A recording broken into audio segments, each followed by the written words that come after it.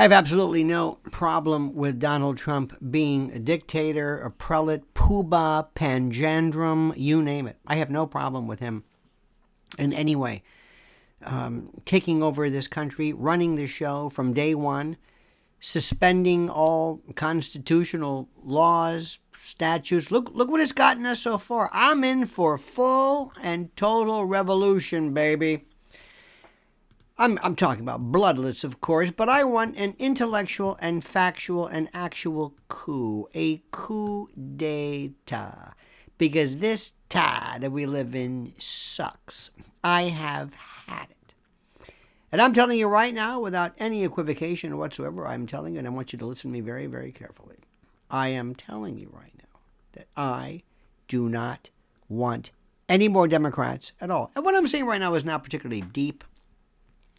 It is not necessarily thrilling. It is not necessarily, I don't know what the word is. I cannot claim any kind of intellectual, weird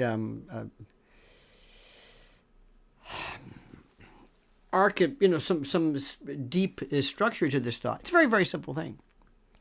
We are in a world of shite, in order to paraphrase Private Pile from Full Metal Jacket. We are living in a world of scheisse. Complete and total, unequivocal scheisse. Merde. And it's getting deeper and smellier and worse than anything we could ever imagine. Like Balzac says, I'm from my party, I'm the opposition. I am absolutely the opposition. I am the opposition party. And what I'm here to tell you is simply this. If you think that we as a country are going to possibly make it through 4 more years of this stuff, no way. And we have to also understand something and come to the conclusion once and for all that we really have to stop pretending that everything's going to be okay, because it's not going to be okay. This idea that, we're the greatest country in the world. We are not the greatest country in the world. We are not even close to being the greatest country. Remember, I belong to the opposition party, which is called life. This is what Balzac said. Talent hits a target no one else can hit, but genius hits a target no one else can see. And you're probably wondering, what the hell does that have to do with anything? And frankly, I don't know. It just sounds good. I was raised in a place and in a family, in a world where I was just a regular guy, regular Joe, just thinking regular things. I wasn't really left or right. I didn't care one way or the other. I really did, because I thought the U.S. was kind of self-correcting. I thought that whatever we had, whatever particular political bizarre that we had, it would pass, it would change, things would be okay, and there would be some kind of a self-correction kind of attitude towards it. This is what I thought. Well, it's not the truth. Not even remotely close to being the truth. We need something drastic. We need Donald Trump. And he's you call him crazy, whatever you want. Crazy, demented, lunatic, whatever it is that you think he is, you go ahead and you say it, my friend. You go ahead and you say it. It is okay. It is okay with me. That's all I'm saying. But let me give you this particular bit of warning. Let me give you this particular way of thinking, if you don't mind. And listen very carefully. If something is not done drastically, to fix what is happening now, if something is not done drastically to fix and correct what is happening now, then we are in such deep doo-doo, speaking of the marriage theme, and I mean at every level. We have been the subject of an experiment that I never thought was even possible. Speaking of self-correcting, we have had somebody who was beyond, not just mildly cognitively impaired, but somebody who was devoid of any and all ability to grasp, to function, to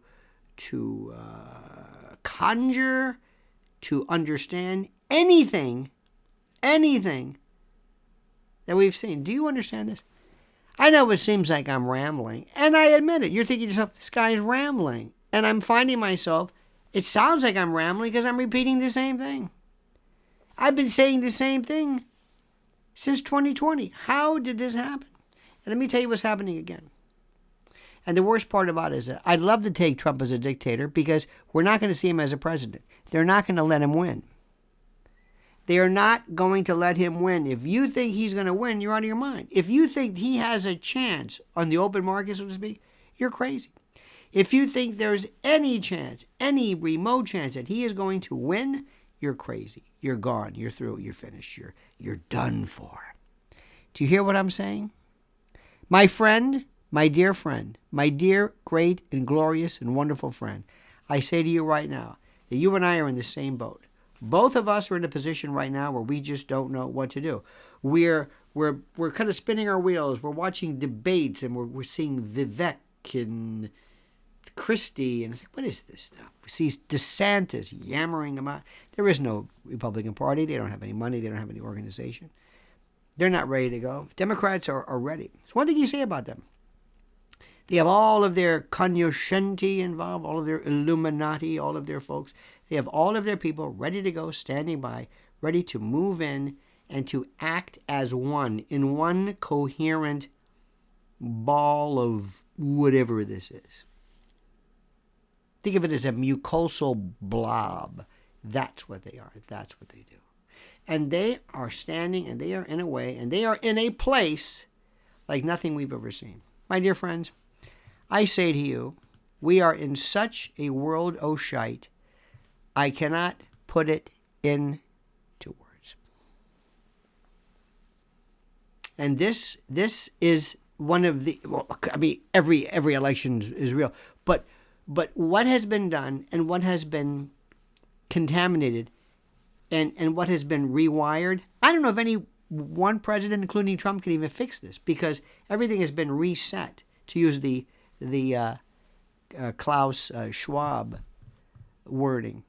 Keep in mind a couple of things here, a couple of stats that are interesting right now, a couple of stats. We have a guy by the name of Bill Gates who spent about close to $12 billion in a plan to control the food supply.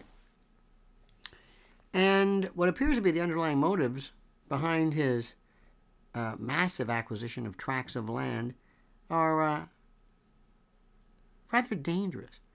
Zuckerberg's $36 billion initiative to reshape society and foster kind of a technology addiction or dependence.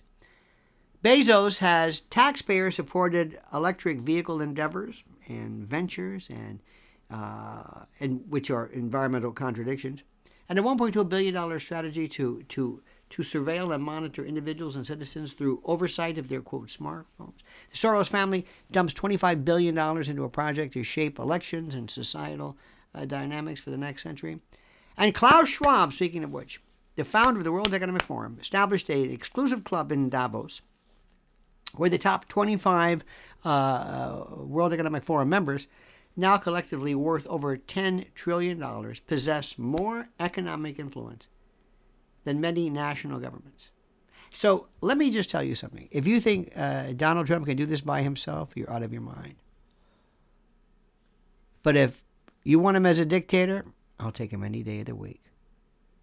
Thanks for watching. Subscribe to the channel and comment as you see fit.